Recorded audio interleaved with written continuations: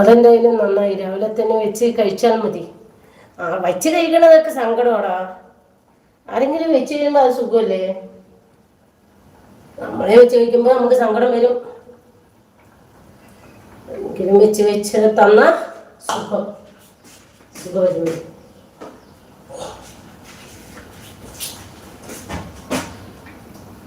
നമ്മളെന്നെ കഷ്ടപ്പെട്ടുണ്ടാക്കുമ്പോ നമ്മളുടെ കൂടപ്പുറപ്പുകളൊക്കെ അടുത്തൊക്കെ വേണം ചേരും. അതൊക്കെ ഒരു രസമല്ലേ?